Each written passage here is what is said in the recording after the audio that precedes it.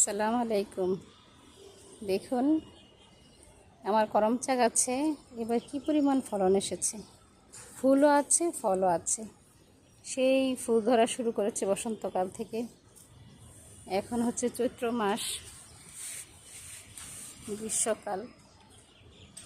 এখন ফুলও আছে কিছু কিছু, কিন্তু যেগুলো আগে ফুল ধরেছিল সেখানে বেশিরভাগই ফল ধরেছে।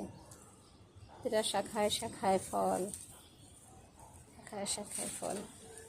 মাশাআল্লাহ, সুবহানাল্লাহ। তবে প্রতি বছর একই গাছে ফুল আসে না, ফল আসে না। গত বছর অল্প কিছু ফল এসেছিল, এর আগের বছর ফল আসেনি।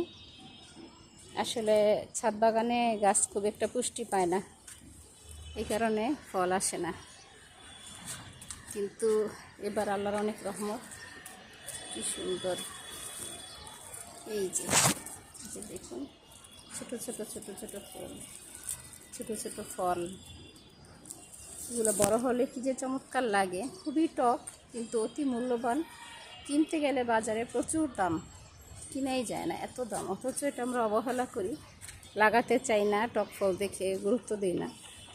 কিন্তু কিনতে গেলে এই দেশি ফলগুলো কিন্তু আমরা কিনতে পারি না, অনেক দাম পড়ে। অথচ এগুলা তেমন কোনো যত্ন লাগে না, খুব সহজেই হয়ে যায়।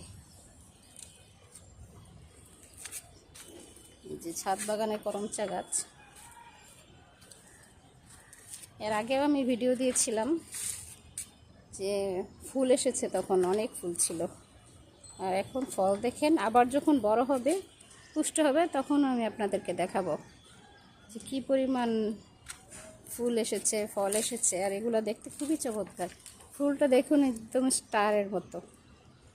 আর এটা ফলটা হচ্ছে লাল হয়ে থাকে যখন বড় হয়, লাল, খুবই সুন্দর একটা কালার হয়। পাকলে একটু কালচে কালচে লাল হয়, ওইটাও দেখতে অনেক চমৎকার।